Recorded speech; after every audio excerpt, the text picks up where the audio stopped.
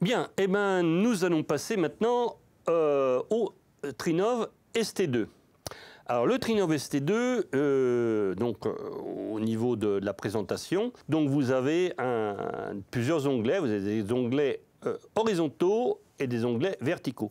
Donc on a le premier onglet, Home, on va passer en revue, je propose donc d'une manière succincte les menus. Donc en Home, vous avez le contrôle monitoring, hein, donc là, donc ça vous fait un contrôle monitoring après, donc quand vous exploitez évidemment. Hein. Vous pouvez sélectionner après les différents presets, hein, et vous avez un truc qui est très utile, qui sont les meters. Alors là, nous sommes dans une configuration en 2.1. Donc là, avec un sub, où on va faire un bus management entre les deux enceintes, que sont les Bora, là par exemple, hein, et le Sirocco, qui est le sub. Voilà. Donc là, au niveau de la... C'est pour ça que nous avons une entrée avec 2 sources, left et right, et une sortie avec 3 sources, avec un sub, puisque c'est S1, puisqu'il n'y en a qu'un seul. Voilà, voilà, voilà. Alors, une fois qu'on a vu ça, eh bien, bon, on a chargé un preset. On peut partir de n'importe quel preset. Quand vous achetez le Trinnov, vous partez du preset qui s'appelle Bulting preset, voilà, et qui va être le preset de démarrage. Et après que vous allez enregistrer ça. Après, pas oublier de l'enregistrer, évidemment, hein, quand vous avez fait une acquisition. Voilà. Alors, on voit déjà, alors vous avez après dans les onglets horizontaux, vous avez Optimizer Setting, Optimizer Graph, Processeur, Setup et les presets. Alors les presets, c'est dans l'onglet où on est là. Donc là, j'ai fait un preset qui s'appelle Régie Nico, voilà, parce qu'on est chez Nicolas. Donc là, en 2.1 avec les Bora, on va partir de ce preset-là. Hein, voilà, et là, on le charge. Voilà, on peut le sauvegarder, bien sûr. Et par défaut, vous voyez qu'ici, il est coché. C'est-à-dire que quand vous allumez l'appareil, il démarre sur le preset que vous avez sélectionné par défaut. Bien, alors après, je vous propose de passer dans le preset Setup, c'est le premier, où vous allez déterminer le nombre de sources. Donc là, vous êtes en source. Alors là, vous êtes en stéréo et vous avez 0 LFE. Alors le LFE, c'est Low Frequency Effect, hein. C'est une voix, effets spéciaux qu'il y a dans le multicanal, hein, mais ce n'est pas le sub. Il ne faut pas confondre le sub, qui est un caisson de grave avec des haut-parleurs, un physique, et le LFE, qui est un signal électrique, des effets spéciaux en multicanal. Donc là, il n'y a pas de LFE, puisqu'on est en stéréo. Donc là, on mettra 0 LFE. Voilà. Ensuite, dans les speakers, on mettra qu'il y a deux speakers, loudspeakers, donc là 1 et 2, donc qui sont les deux satellites, on va dire médium aigu, plus un subwoofer. Voilà. On va faire un bass management. Alors, quand vous faites la calibration, bon, vous n'êtes pas obligé de déterminer à l'avance la fréquence de coupure. Vous pouvez le faire très bien après. Donc ça, c'est un des intérêts du ST2, c'est que, on va voir, contrairement au Nova, là où c'est un petit peu différent, là, on va, pouvoir, optimiser en fait la fréquence de coupure, choisir la fréquence de coupure en fait après la calibration, et ça ne va pas influer du tout sur, ça va être optimisé de toute manière, quelle que soit la fréquence que vous choisissez. Voilà, donc là on l'a mis sur on. Voilà. Après, donc, on a une possibilité de filtrage actif qu'on n'a pas sur le Nova, qu'on va voir après d'ailleurs, actuellement. Hein. Voilà, et là on ne va pas l'utiliser, donc là on est en une voix, voilà, donc sinon on pourrait très bien faire 2 voix graves par exemple, hein, avec bi-amplifiées par exemple des enceintes en stéréo. Après, on a source routing. Alors ça, c'est intéressant. Donc source routing, évidemment, ben là, on a des entrées analogiques ou numériques. Donc on a soit 4 entrées analogiques, soit numériques. On ne peut pas utiliser l'un et l'autre en même temps, bien sûr. Là, j'ai choisi de rentrer sur les entrées analogiques A1 et A2, physiquement au niveau de l'appareil. Quand on va faire la calibration, ça c'est la sonde avec les micros de mesure, puisqu'on a 4 entrées. Là, je les ai mis en 9, 10, 11, 12. Surtout, pas les mettre en même temps sur les mêmes voies d'entrée, en même temps que les sources. Parce que sinon, si votre sonde est allumée, ça fait un beau larcène, qu'on ne peut plus avoir avec, d'après le Nova, mais avec le ST2. Donc là, on n'est pas protégé. Et ça m'est arrivé d'avoir des problèmes avec ça et même de casser des grosses chambres de compression Ça vous arrive une fois en général, mais pas deux, quoi. C'est un peu embêtant. Voilà, donc ça c'est la sélection des entrées. Après, vous avez les speaker routing. Donc là, vous choisissez où est-ce que vous devez envoyer vos parleurs de grave. Donc là, on va les envoyer dans A1, A2, A3 en sortie, bien sûr. Hein. Donc là, le S1, voilà, donc sub, il va être en 3, en sortie 3. Right en 2, et en général, on met left en 1. Voilà. Après, vous avez un config editor, donc je parlerai après. Vous avez le clock aussi, donc là c'est... Alors quand vous faites la mesure, systématiquement le système il va se mettre en master 48 kg. Si vous n'êtes pas en master 48 kg, il ne va pas fonctionner et vous n'allez pas comprendre pourquoi. Bon ça c'est pareil, avec le Nova c'est un truc qui ne peut pas arriver. Mais donc là, après, une fois que vous avez fait la calibration, vous pouvez choisir de vous mettre en master 44.1, 88.2, ce qui est intéressant, ou 96 kg. Hertz, bien sûr, hein, voilà. Et vous pouvez choisir d'être cloqué sur de l'AES, hein, parce que vous avez des entrées AES, ou sur une clock extérieure, voilà. Là, vous avez le buffer, ici, audio buffer. Si vous avez des problèmes d'instabilité, en général, on se met sur 512, mais ça va influer évidemment sur la latence globale, ça. Hein, plus vous mettez de buffer, bien sûr. On revient maintenant, alors network, ça c'est intéressant parce que ça vous permet d'aller sur Internet et si vous avez un problème avec votre appareil ou vous avez un gros problème qui ne fonctionne plus ou que vous ne comprenez pas un résultat, hop, vous téléphonez à la hotline de chez Trinov et là, qui sont très très réactifs en général. Vous avez une adresse IP, tout ça, et donc là, si vous êtes réglé, ici on n'est pas connecté sur votre box, hein, voilà, donc là, et on peut prendre la main à distance dessus, ce qui est quand même un must évidemment qu'on peut faire aussi sur le Nova qu'on va voir ultérieurement. Voilà. Après, système status, ça vous indique un peu, voilà, pour générer des PDF, bon, voilà. On peut se mettre en light mode où vous ne pouvez pas faire de bêtises. Je dirais, vous pouvez recharger des presets, mais vous ne pouvez pas les modifier, par exemple. Par contre, ça permet de passer d'un preset à l'autre d'une manière très, très rapide. On va revenir donc au config editor qu'on ne trouve plus sur le Nova. Hein. Alors le config editor, là, vous voyez qu'il y a... Donc ça, c'est un... Alors ce genre de choses, il ne faut pas y aller si on ne connaît pas. Hein. Donc là, vous voyez qu'il y a marqué PT XML. PT, c'est Patrick Thévenot. Donc là, voilà.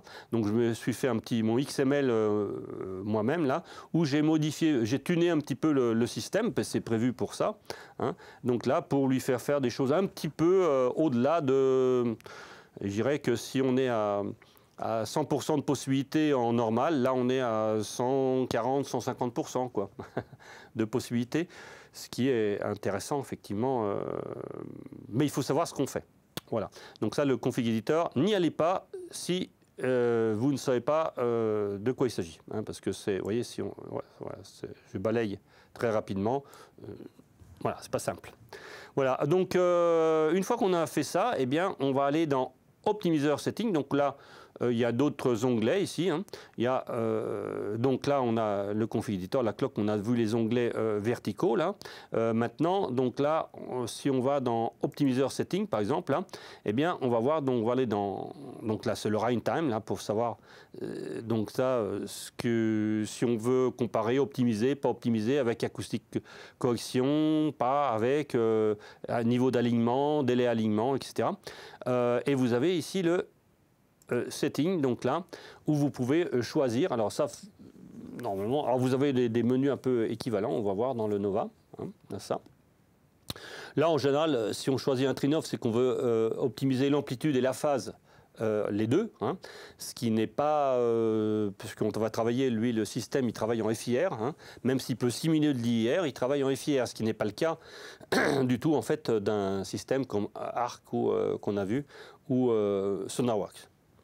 Voilà, donc on peut mettre un maximum boost, vous voyez, donc en général on met amplitude et plus phase, parce que si on met que amplitude, la orange only, bon, c'est pas terrible. Hein, voilà.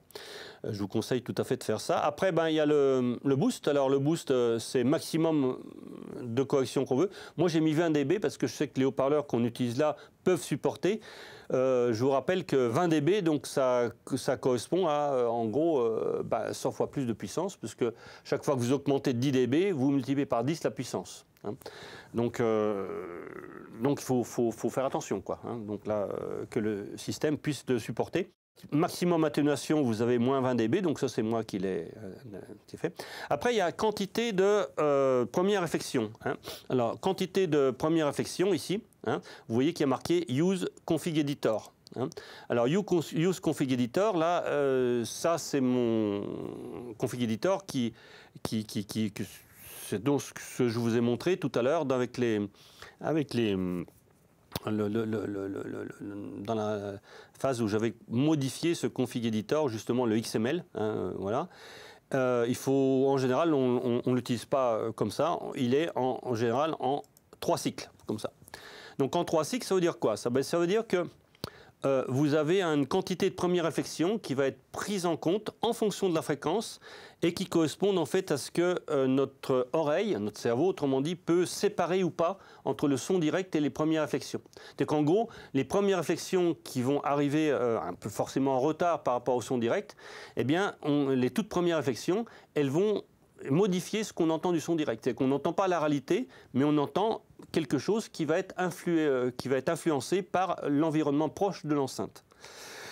Alors évidemment, ça va dépendre de la fréquence, hein. C'est bon, ceux qui ont fait les stages, nombreux, je pense, parmi les, les gens qui suivent ce petit vidéo, cette petite vidéo.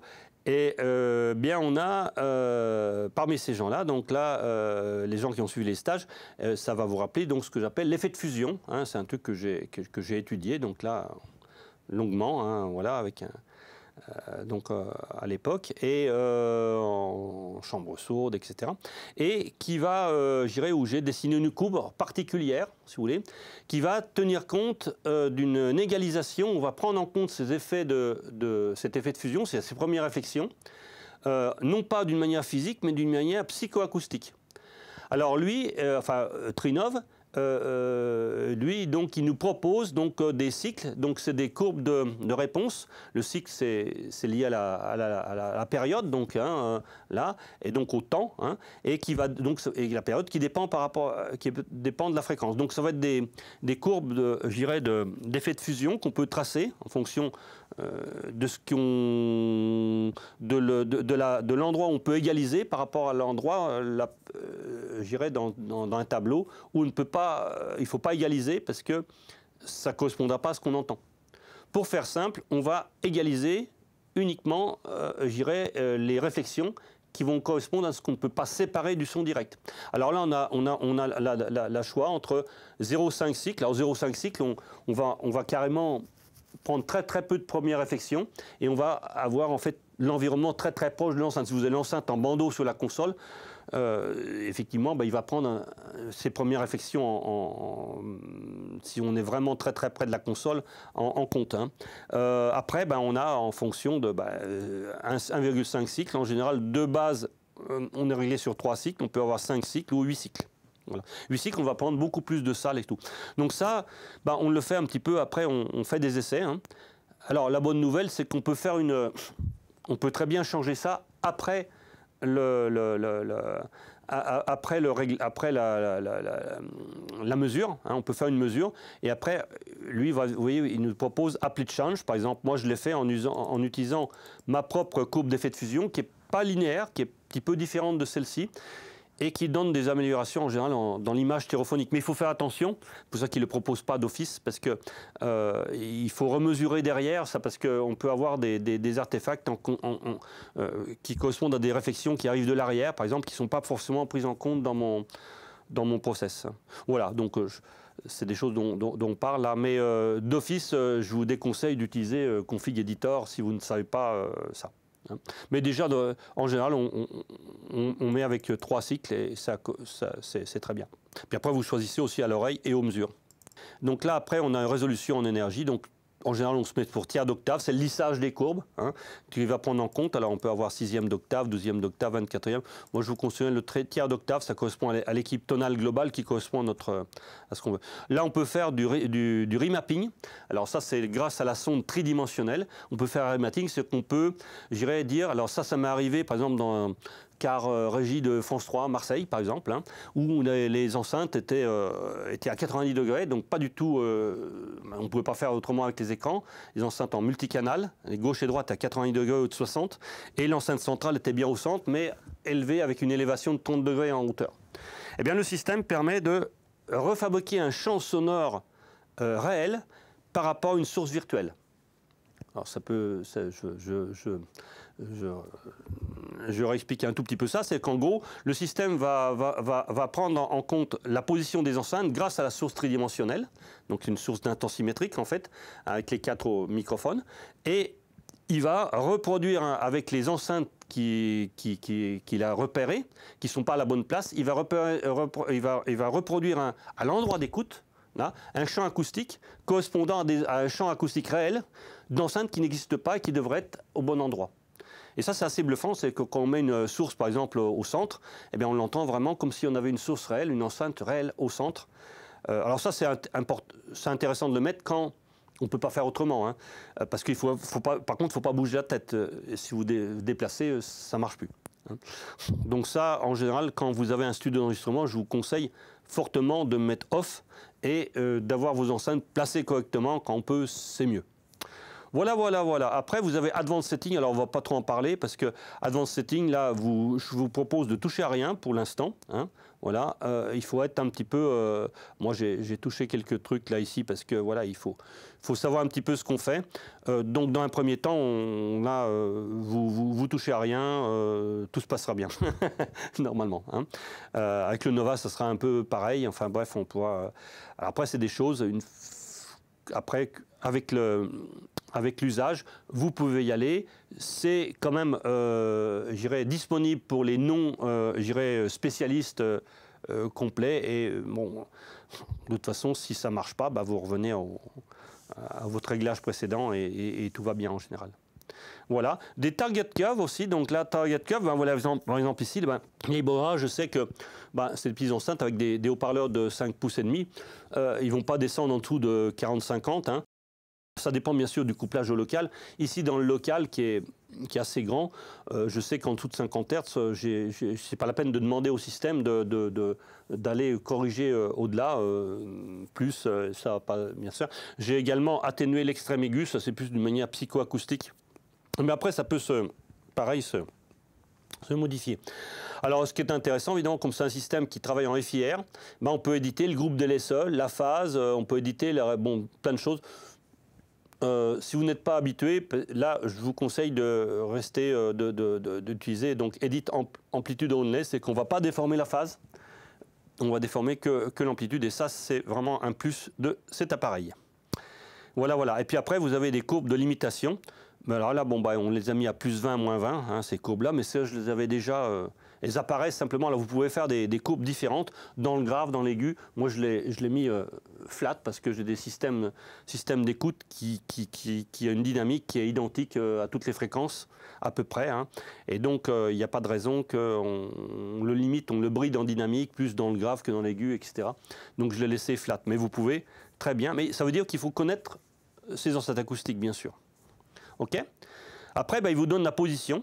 Alors, position, bon, bah là, setting, donc là, hein, à la position, bah là, il a trouvé les enceintes, vous voyez, au bon endroit.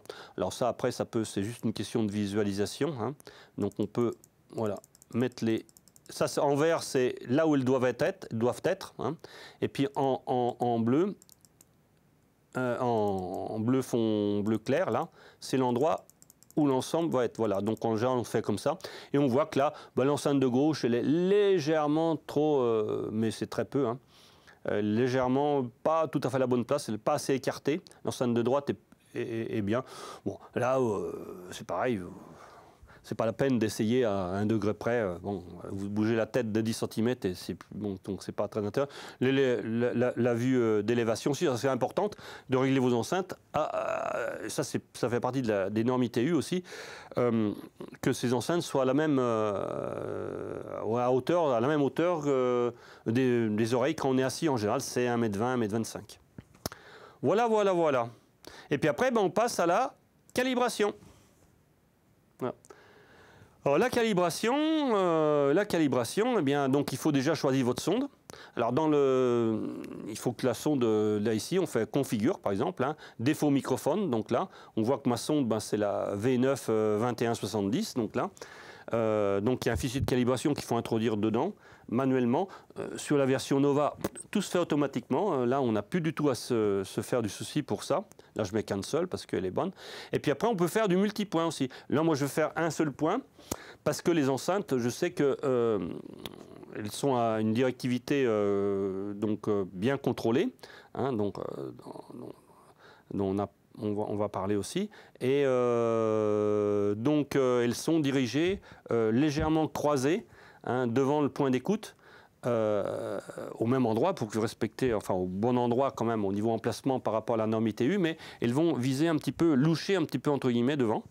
Hein, ça, c'est pour agrandir le sweet spot, mais c'est aussi pour en fait, faire une calibration qui va être valable aussi en puissance acoustique par rapport à la moyenne de ce que l'enceinte envoie au local. Hein. Ce qui permet de faire une seule mesure quand vous connaissez la directivité et que vous utilisez des enceintes comme ça. Sinon, on peut faire quelques petites mesures autour. Et c'est pas idiot, donc on peut faire, et on peut donner des poids différents aux mesures. Alors, contrairement au SonarWork ou à l'ARC, il ne va pas faire de moyenne totale, en particulier de réponse impulsionnelle, parce que là, ça serait catastrophique. Il va choisir la réponse impulsionnelle la plus intéressante, la plus significative de points de mesure qu'on va donner. Donc, il y a un petit côté intelligence artificielle dedans. Là. Et par contre, il va faire la moyenne en équilibre spectral, c'est-à-dire global, c'est-à-dire par rapport à l'énergie globale du local. Hein. Alors ça, c'est utile si vous avez des enceintes qui ne sont pas contrôlées en directivité, comme on va le voir, par exemple, les Yamaha NS10 qu'on va aussi tester, aussi, voir un petit peu ce que ça donne avec des enceintes qui ne sont pas du tout du même type, quoi. Hein, voilà. Donc nous allons calibrer maintenant, donc on passe sur Calibrate, voilà. Alors, il dit que le master level est à moins 7 dB, donc ça c'est important, donc de savoir avant, il faut peut-être tester, voir si vous pouvez toujours changer le niveau après, de toute façon en cours de calibration, vous allez voir. Donc démarrer toujours avec moins de niveau, là, moins 7 dB, donc le calibrage, j'avais déjà fait comme ça, donc on sait que c'est bon. On fait yes, hein, et on dit, est-ce que vous êtes sûr que le microphone est en position, il est allumé, hein. Donc si vous êtes sûr, bah, vous faites OK. Alors bien sûr, avant de faire ça, là on va revenir à cancel, il faut que dans votre setup, vous avez un source routing où vous mettiez, vous voyez ici, alors les A1, A2 qui sont vos entrées normales, vous les mettez sur des voies de garage, on va dire. Et les micros, votre sonde, hein, qui est numérotée, donc il y a 4 micros, donc 4 entrées. Vous utilisez 4 entrées et vous pluguez donc sur les entrées analogiques XLR votre sonde qui est prévue pour ça. Donc c'est repéré, 1, 2, 3, 4, donc il n'y a pas de... Voilà. Donc vous mettez dans cette position-là, avant de faire... Sinon vous n'aurez rien évidemment, avant de faire votre calibration. Alors là, maintenant, nous avons calibré, nous avons computé. Hein, voilà. Et maintenant, ben, on veut voir les graphes. Voilà. Alors voilà ce qu'on avait avant. Et voilà ce qu'on a maintenant. Donc avant, donc, vous avez 3 courbes de réponse. Left donc en vert, right en bleu et le caisson de grave en rouge. Voilà. Et là, vous voyez que le caisson de grave, ben, on a, je dirais, on va descendre ici jusqu'à à peu près 30, 35, 40 Hz, hein, 35 Hz à peu près. Là, dans le local, on n'a pas cherché à le descendre en dessous parce qu'il n'y a vraiment plus de couplage du tout. Il faudrait... le mieux, c'est, bon, on voit ça dans nos stages, qui est un excellent stage d'ailleurs, de calibrer, choisir, optimiser et calibrer sur Home Studio, que la première chose à faire, c'est de choisir le meilleur emplacement où on a le moins de problématiques et de corrections à faire. Vous voyez qu'ici, par exemple, là, vers 45 Hz, on a quand même fait un boost de, en gros, 15 dB, quoi. Donc, il faut que le caisson, évidemment, lui, il est fait pour ça, hein, ce caisson. Vous ne pouvez pas le faire avec toutes les enceintes. Voilà. Alors là, après, dans cette zone-là, vous avez une zone de recoupement qui est entre, en gros, on va dire 60 Hz, 70 Hz et 400 Hz. Hein. Vous avez le choix de mettre votre fréquence de coupure un peu où vous voulez pour partager la puissance en fonction de la dynamique que vous connaissez de vos possibles de vos enceintes. Voilà. Hein, nous, on l'avait mis à 120 Hz, là, ici, la coupure, mais bon, après, ça, on peut toujours le refaire après. Voilà. Donc, le système, lui, il fabrique le caisson, il fabrique les enceintes dans le local, et ça, c'est toute la force de ce système-là, si bien qu'après, vous pouvez en fait choisir votre fréquence de coupure, et en général, ben, ça fonctionne.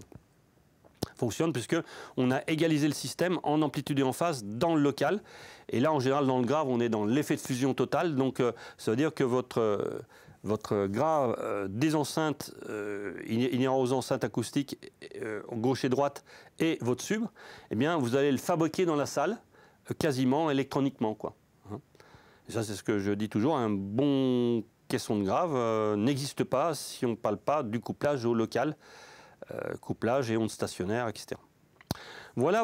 Alors, le système, lui, après, ben, on peut regarder, par exemple, l'amplitude du son direct. Par exemple, on voit que là, par exemple, sur les enceintes, il y a vers 100 Hz, là, il y a un gros, vous voyez, au niveau des enceintes gauche et droite, il y a un zéro de transmission qui fait qu'il y a un couplage avec les ondes stationnaires avec le local, qui fait que l'enceinte, elle envoie du son, mais ce son, il va être récupéré par le local avec un délai, avec un retard. Hein.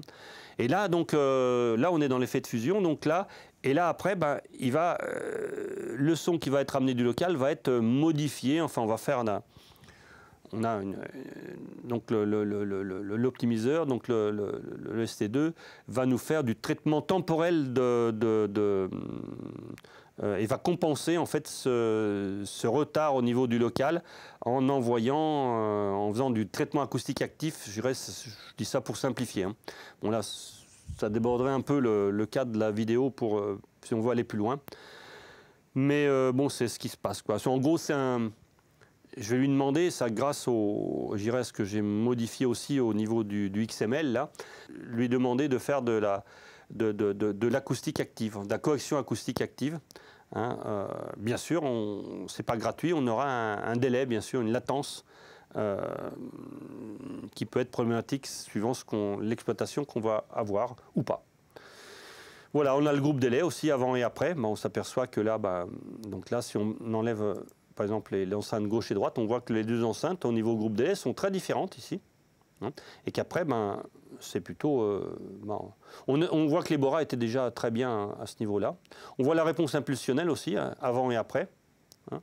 On s'aperçoit, donc là, bon, sur le sub, c'est pas intéressant, la réponse impulsionnelle. Hein.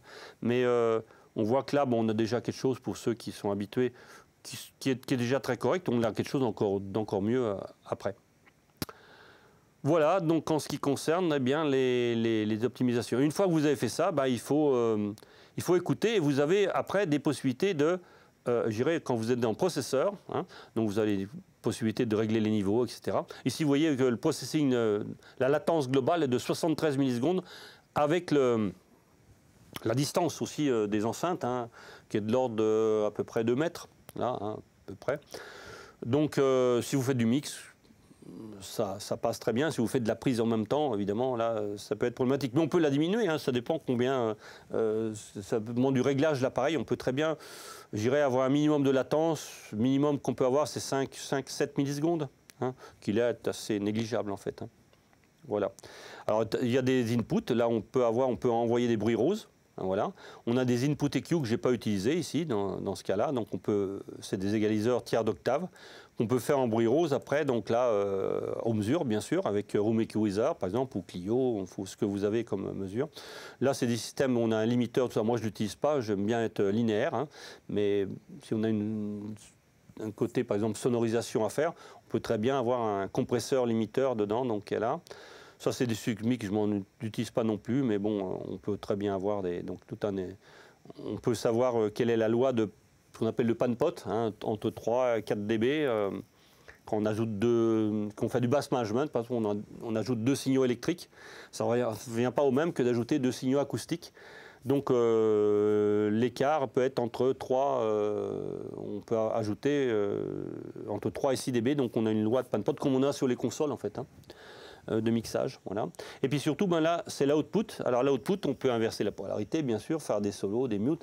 Et on a des presets. Alors là, ça manque pas, là, sur le ST2. On a des FIR EQ, hein, que là, je peux utiliser. Donc là, on peut éditer, donc avoir des corrections en sortie.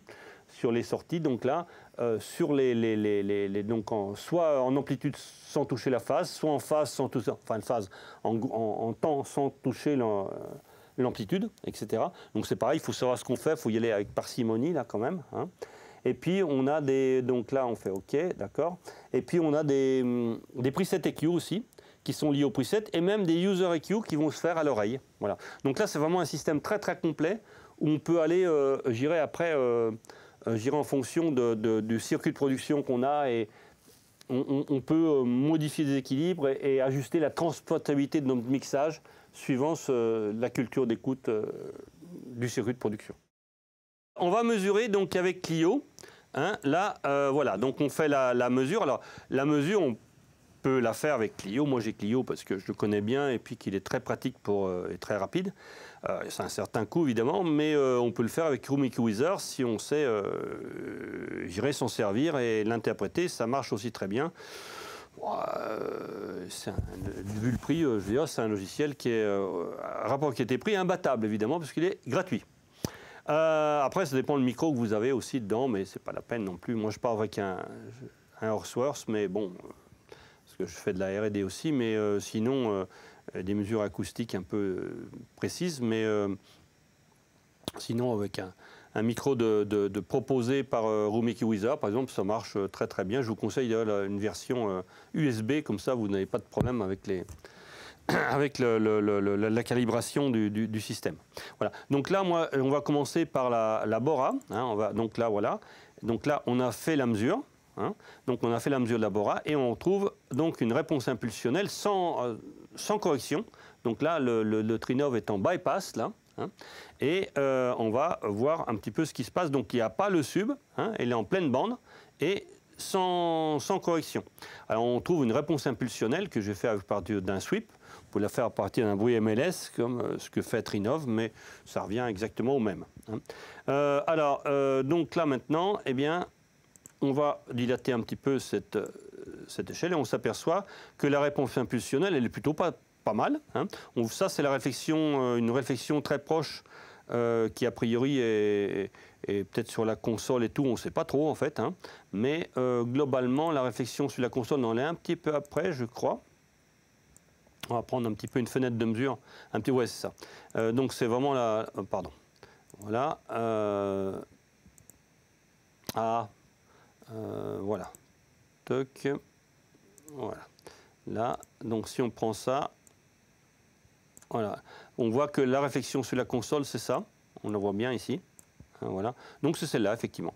Donc ça, c'est la Bora elle-même. Et là, vous voyez que la console est très très loin. Et encore, on l'a minimisé en inclinant la console, sinon on l'avait beaucoup plus émergente, cette réflexion. Alors on voit que là, par exemple, la Bora, on voit un petit défaut, par exemple ici, hein, qui est que c'est le tweeter avec un petit cache là autour pour qu'il protège mécaniquement. Il dilue un petit peu l'énergie, il fait un petit peu de choses comme ça.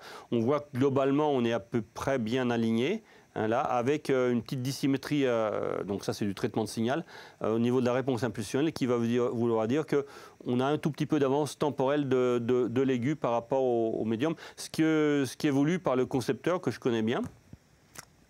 Et par rapport à l'utilisation de cette enceinte qui est plutôt en mobile, hein, ou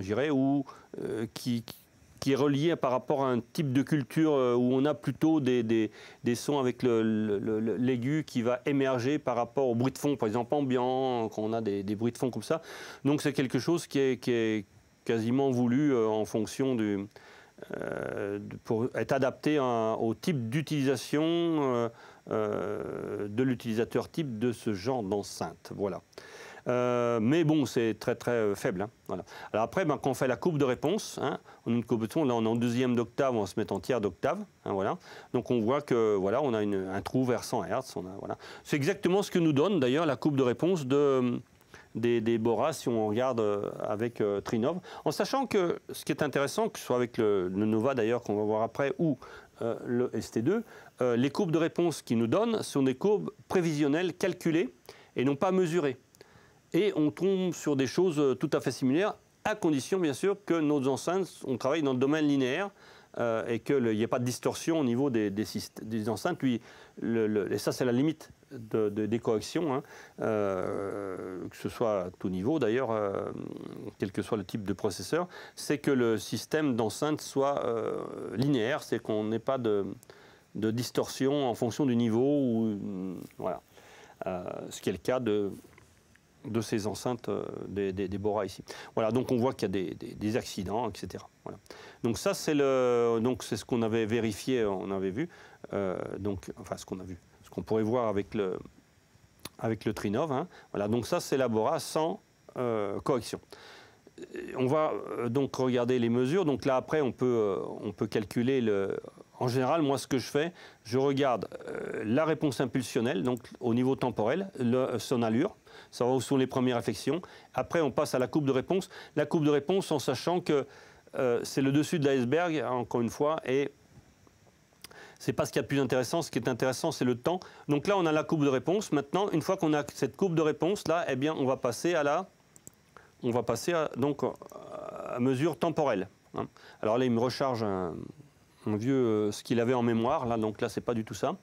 Voilà. Donc on reprend là maintenant notre réponse impulsionnelle de notre Bora toute seule, hein, et on va mettre par exemple 200 millisecondes. Hein, ça suffit. Ici 200 millisecondes, 209. Voilà. Hein, une fenêtre de mesure donc entre 0 et 200 millisecondes.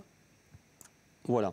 Hein, on va lui dire de démarrer également ici au début de la réponse impulsionnelle, son analyse, et on a une fenêtre de mesure, là ici 215 millisecondes, bon, autour de 200 millisecondes, c'est pour comparer avec les mesures qu'on a fait précédemment et qu'on fera après. Voilà, et là on va faire calculette les wavelets. Et là on va voir visuellement quelque chose de très corrélé à ce qu'on entend au niveau temporel en particulier, mais au niveau amplitude-fréquence aussi. Voilà. Et là, on s'aperçoit que là, on a, je dirais, bon, on voit que c'est assez droit, hein, ici, d'accord. On a des réflexions.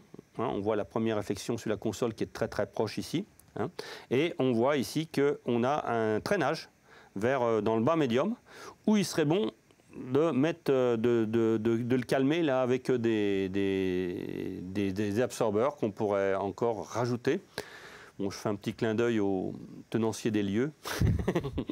Là, on pourrait améliorer acoustiquement quand même, sans que ça serait plus élégant que de corriger. Par contre, on voit que dans le grave, là, vers 100 Hz, l'énergie, on commence par pas d'énergie du tout. C'est-à-dire que la salle, elle va absorber l'énergie. Donc là, on a typiquement une onde stationnaire. Elle va absorber l'énergie. Elle va rediffuser cette énergie au point d'écoute, mais avec un certain retard qui est de l'ordre de une vingtaine de millisecondes à peu près, hein, pas tout à fait 15 millisecondes, tout ça. On va avoir donc un retard. Alors ça, on voit qu'à 100 Hz, on a un trou dans la courbe de réponse. Hein. C'est ce qu'on avait vu ici dans notre courbe de réponse. Si vous regardez, ce trou, c'est ça. Hein. Et on voit très bien que là, par exemple, si on voulait se dire on va corriger ce trou, on va mettre un égaliseur et puis on va aplanir ça, donc avec un égaliseur paramétrique, par exemple, de bonne qualité, on va pouvoir faire une courbe droite. Sauf que, si on fait ça, eh bien, au niveau j'irais de temporel, eh bien, on va effectivement avoir plus d'énergie, c'est qu'on va augmenter l'énergie, mais le rapport temporel de cette énergie par rapport au local va être toujours le même. Et ça, on va l'entendre, mais instantanément. C'est-à-dire qu'on va entendre, notre oreille, encore une fois, fonctionne, est très sensible au côté temporel et différentiel temporel en fonction de l'énergie, du temps, etc. Donc on va entendre que, en fait, le son, il n'arrive pas en même temps à cette fréquence-là, et même si la courbe de réponse est complètement droite. Donc là, on va regarder ce que nous fait notre ami Trinov, hein, ST2, à ce moment-là. Comment va-t-il réagir? Parce que lui, il va travailler aussi au niveau temporel, et normalement, avec le preset, entre autres, mais on verra le preset de base aussi, mais avec le preset un petit peu customisé que je lui ai fait, comment il va réagir? Alors là, eh bien, comment il va réagir? Alors, c'est assez simple. Hein. Comment il va réagir? Eh bien, on va remettre maintenant notre fichier ici, qu'on va appeler ici Bora. Ici, c'est des mesures que j'ai fait précédemment, qu'on va appeler L0, c'est sans correction. L1, donc c'est avec correction. Donc, on va l'ouvrir. déjà, on voit que la réponse impulsionnelle a changé. Bah là, pour ceux qui connaissent le traitement du signal, nombreux à suivre cette vidéo, hein, eh bien, on voit qu'on est beaucoup plus symétrique, c'est que la réponse impulsionnelle, on a toujours l'inflexion sur la console, mais on voit qu'on a quelque chose de beaucoup plus symétrique. Alors là, on a un petit pré-ringing avant, ça c'est un effet des filtrages de mesure en fait de mesure et de traitement du ST2 qui en général est très très haut en fréquence et moi personnellement, alors il y a des gens, avec le Nova on peut l'enlever, bon, c'est auditivement, je ne le prends pas en compte là parce qu'en général, pour moi, c'est assez inaudible. Mais bon, on peut toujours, si on a des oreilles affûtées, dire que ça peut être gênant, mais bon, on peut arriver à l'enlever éventuellement. C'est un problème de filtrage anti-repliement, de traitement de signal numérique. Bien. Donc on va avoir de la courbe de réponse. Maintenant de ça, qu'est-ce que ça va venir? Eh bien voilà, en deuxième d'octave, en tiers d'octave pour comparer ce qui est comparable. Bon, on a une courbe de réponse qui n'a plus rien à voir, hein, donc qui est effectivement droite, pas tant droite que ça, parce qu'en en fait on n'a pas cherché à faire une courbe droite là, on a cherché à faire une courbe droite non pas tout au moins physique, mais psychoacoustique. Ce qui fait que là, il y a des effets de fusion, des sons qui arrivent trop tard et qui créent des bosses ou des trous dans la courbe de réponse, mais qui ne sont pas forcément ce qu'on entend. Et c'est ça qui va faire la différence. Si vous faites une mesure, une égalisation en bruit rose ou en énergie, eh bien, on va faire effectivement, on va avoir une courbe droite à la fin, mais au niveau temporel et au niveau fréquentiel, c'est pas forcément ce qu'on entend parce que on ne prend pas en compte notre pouvoir séparateur des sons en fonction du temps et de la fréquence, comme je l'ai dit précédemment. Donc là, on a une courbe, disons, mais relativement droite quand même, hein. Je vous rappelle là qu'on a 1 dB par division, si vous ne l'avez pas vu, donc là, et 5 dB par grande division, donc on a une courbe très très dilatée, hein. Si on prend une courbe plus commerciale, hein, ça vous donne quelque chose comme ça. Hein, voilà.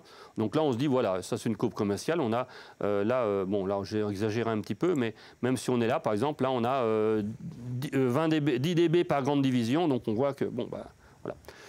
Donc je vous conseille toujours, pour faire des mesures, d'être avec 5 dB par grande division, ce qui vous donne quelque chose de tout à fait cohérent par rapport... C'est pas la peine de dilater trop non plus, parce qu'on entend des choses qui ne correspondent à rien auditivement. OK? Donc maintenant, bien sûr, vous l'attendez tous, bien sûr, et toutes, les ondelettes. Les ondelettes. Alors, les ondelettes, qu'est-ce que c'est? Ah oui, mais il faut s'amuser en même temps. Les ondelettes, donc qu'est-ce que ça va donner? Alors, il recharge ce qu'il a en mémoire. Avant, ça c'est Clio. Bon, logiciel comme ça, on le laisse faire. Et là, ça vous permet de vous rappeler ce qu'on avait sans optimisation. Maintenant, on va reprendre notre réponse impulsionnelle, hein, dans les mêmes conditions de mesure. C'est-à-dire qu'on va mettre ici à 200 millisecondes. On a 203, 200, voilà, on est à 209, je crois qu'on était, voilà, tout à l'heure. Donc on va se remettre dans les mêmes conditions. Surtout quand vous faites des comparaisons de mesures, faites-les avec des visualisations qui sont, je dirais, identiques. Sinon, on mesure n'importe quoi. Voilà. Et là, maintenant, on va faire calcul. Et on va voir ce qu'il en est. Hein. Le suspense est total. Oui, n'est-ce pas? Donc on va voir ça. Et là, hop, oh, c'est mieux, hein, d'accord, hein. Donc là, on a vraiment une ondelette qui est pas parfaite, mais très symétrique quand même, là, ici. Donc voilà, l'intérêt, c'est que, enfin, quelque chose de parfait, ce serait quelque chose de vraiment symétrique complètement en bas, hein. Alors c'est normal que le bas, il soit dans le grave, hein, on descend, alors, on voit qu'il descend jusqu'à 50 Hz, hein, voilà, on ne descend pas dans l'extrême grave, là, donc là, mais juste tout le grave, là, il est, je dirais, il est plus, dans le grave, ça s'élargit, hein. Alors, des fois, j'ai des réflexions, mauvaises réflexions, là, d'ailleurs, qui nous disent, oui, mais le grave, il prend plus de temps que l'aigu. Alors, auquel cas, je réponds, si le grave était rapide, comme l'aigu, ça s'appellerait de l'aigu. Le grave, par principe, est lent. Voilà, donc c'est normal. On devrait avoir quelque chose qui ressemble à un sapin de Noël, vous voyez, hein, c'est l'époque en plus. Donc là, voilà. Et là, on n'en est pas loin. Donc là, on a fait une bonne... voilà. Alors ça, c'est la Bora. Donc là, maintenant, ce qui est intéressant, c'est de voir avec le sub comment il se débrouille. Hein. Donc là, avec le sub, comment on se débrouille? Eh bien, on va faire les mesures maintenant avec.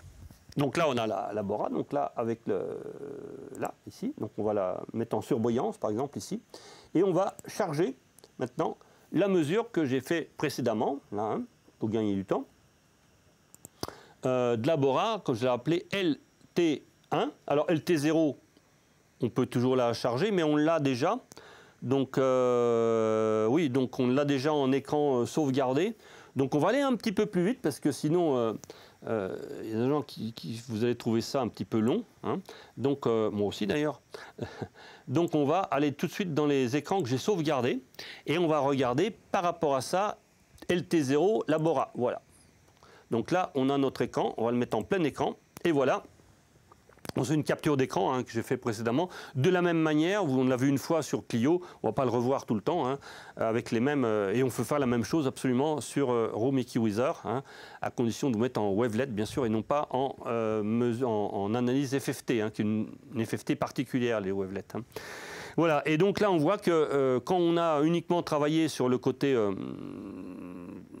bon, on n'a rien travaillé, d'ailleurs, on a mis les deux avec un filtre actif qu'on a mis à 120 Hz parce qu'on a trouvé que 120 Hz, ça se passait pas trop mal, sauf que là, on voit que là, c'est en vrac complètement. Et au niveau temporel, ça, on va entendre que c'est pas terrible. On n'a pas beaucoup d'énergie dans le grave, d'ailleurs, ce qui est la caractéristique de ce sub, là, il est optimisé en fait au niveau temporel et non pas au niveau fréquentiel. Il est fait pour être calibré dans le local d'écoute, hein, ce qui est particulier à ce sub-là, c'est pour ça qu'il n'y a pas beaucoup de retard. Alors ça, c'est, vous voyez, donc là, c'est, je dirais, la mesure de la Bora avec le Sirocco, donc là, avec une coupure, donc 24 dB par octave, Linkwist Rayleigh, bon, pour ceux qui connaissent, donc la structure du filtre, à 120 Hz. Maintenant, on va prendre la même chose, mais optimisée, voilà. Donc là, optimiser, voilà ce que ça donne. Ah, vous voyez que ça n'a rien à voir, hein, c'est un petit peu la même chose que ce qu'on a vu avec la Bora, sauf que là, on va descendre beaucoup plus bas, puisque là, on va descendre à quasiment 35 Hz, 32, 33 Hz à moins 3 dB à peu près. Hein. Ce qui est tout à fait correct. Et on voit qu'on a quelque chose de pas parfaitement symétrique, mais pas loin quand même. Hein, et qu'on a raligné, vous voyez la coupe, alors ce qui est très important, ça, la coupure autour de 120 Hz, on ne la voit absolument pas. C'est-à-dire que là, on n'entendra pas le caisson de grave, tout simplement parce que l'énergie va arriver en même temps, parce que c'est de 24 dB par octave, donc on a une pente qui n'est pas infiniment raide, ce n'est pas du brickroll, hein, voilà, comme on trouve en sono par exemple, hein, ou dans certains processeurs. On a une coupe, on a une redondance un petit peu autour de la fréquence de coupure entre ce qui est l'émission du sub et l'émission des satellites, on va dire, hein, et avec des atténuations. Mais si à certaines fréquences, autour de la fréquence de coupure, ça ne s'additionne pas correctement au niveau temporel, on va le voir déjà aux ondelettes, et surtout on va l'entendre, on va localiser le sub. Et on va dire, le sub, j'aime pas parce qu'on l'entend. Si on l'entend, ça veut dire qu'il est mal réglé. Et là, je peux vous assurer, on le vérifiera tout à l'heure, mais ça ne s'entend pas. On ne le localise absolument pas. Okay.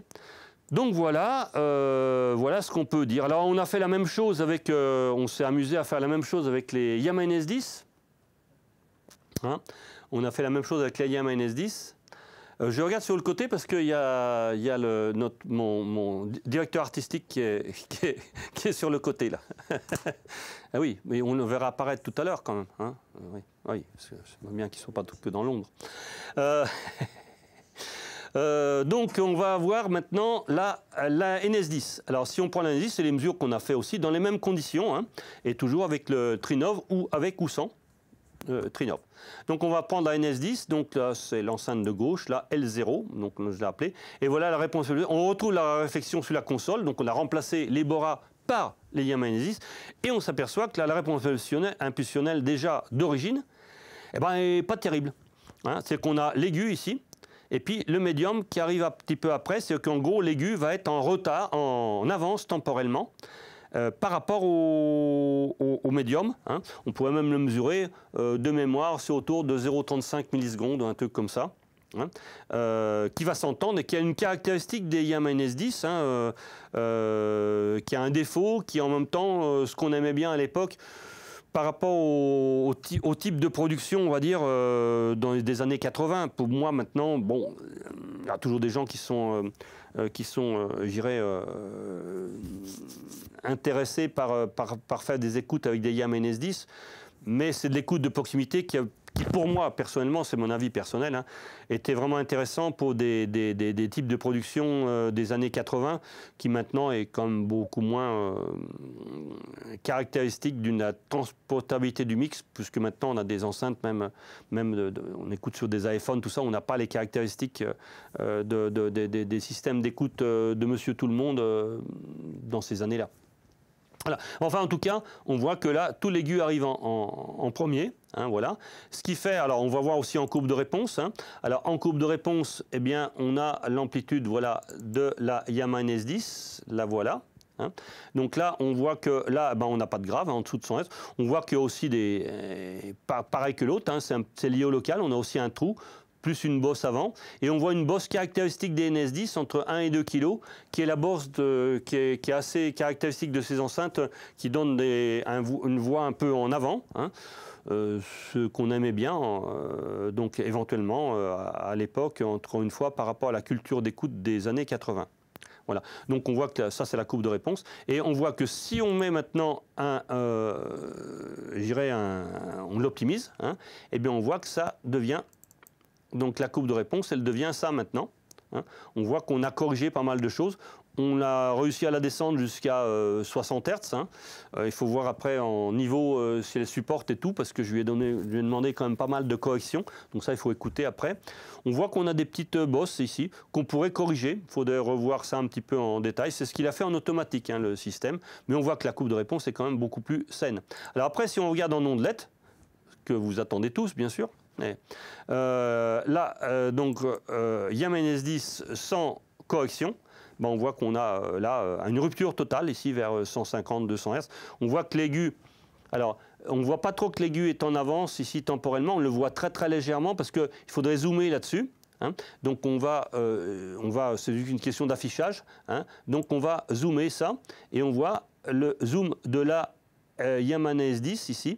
Hein, L0, voilà, ce que ça donne entre 200 Hz, parce que là j'ai une toute petite fenêtre de mesure, donc on voit, c'est pour vous montrer dans l'aigu ce qui se passe, et on voit très bien que là, ici, on a L0, donc on voit très bien que là, on a l'aigu, là, ça c'est toujours la réflexion sur la console, on a une bosse en énergie autour de entre 1 et 2 kg, 1 et 3 kHz, hein, qu'on a toujours, et on voit que là, on a tendance à...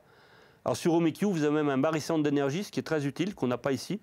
Par contre, hein, et on voit que là, on a une petite avance temporelle de l'aigu. Et si on suit la courbe, là, on a quelque chose qui est plutôt comme ça.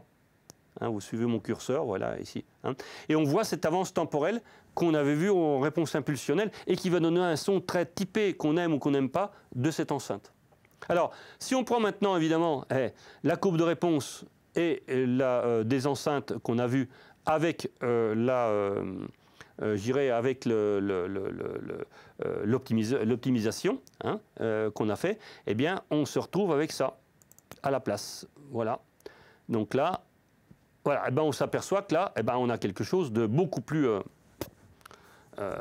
quasiment parfait, quoi. Hein. Alors bien sûr, là, ça veut dire que l'aigu, si on aimait bien, si on a acheté la Yamaha NS10 pour les défauts qu'on avait, et on met ça, ben, on ne va pas retrouver le son de la Yamaha NS10 et on va être déçu. Hein. Donc si vous achetez une, qui pour moi est l'intérêt de la Yamaha NS10, ce sont ses défauts, ses caractéristiques, qui pour moi ne correspondent plus à vraiment un besoin actuel, mais dans les années 80, si vous mettiez, ça n'existait pas, Trinnov, mais si vous faisiez ça, ben, vous perdez l'intérêt purement et simplement de l'enceinte en fait. Hein. Donc on a fait ici pour montrer un petit peu ce que peut faire l'optimiseur, mais sur une Yamaha NS10, c'est pas très intéressant en général. Voilà, enfin je dirais, c'est pas le but. Voilà.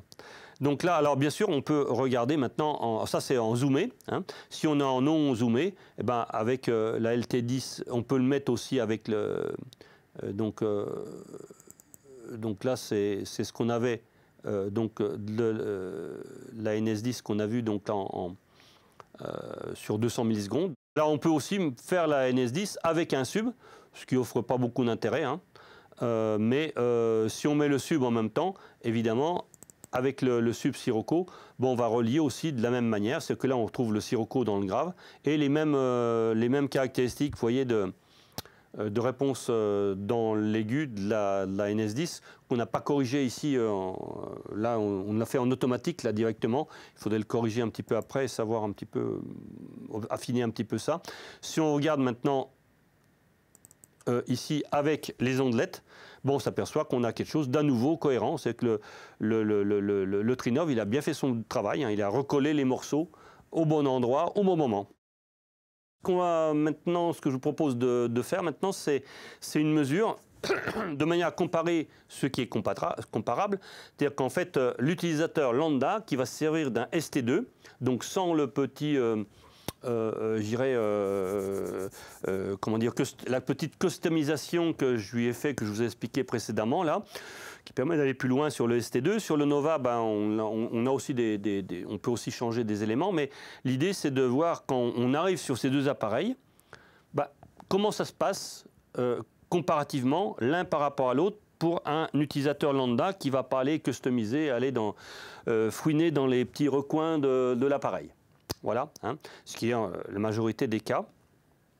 Donc là, on a mis un preset. Donc là, on a fait les mesures avec un preset donc, qui correspondait justement où je ne rentre plus dans l'XML, je laisse le système comme il était configuré dès le départ. OK ? Et là, on a une fenêtre de mesure en 3 cycles, là, donc là, qui est le fenêtre de mesure qui prend en compte les premières inflexions d'une manière standard. On peut le changer aussi, ça, et le revoir, comme on le verra, on peut le faire sur le Nova, encore d'une manière plus précise d'ailleurs, sur le Nova, au niveau des choix des fenêtres de mesure standard. Bien, donc là, eh bien, on va reprendre maintenant donc, notre impulsion donc là, avec les Bora et Sirocco. Donc là, voilà l'impulsion qu'on avait mesurée, qui est tout à fait cohérente, hein, ce qu'on a mesuré tout à l'heure avec Bora plus maintenant Sirocco.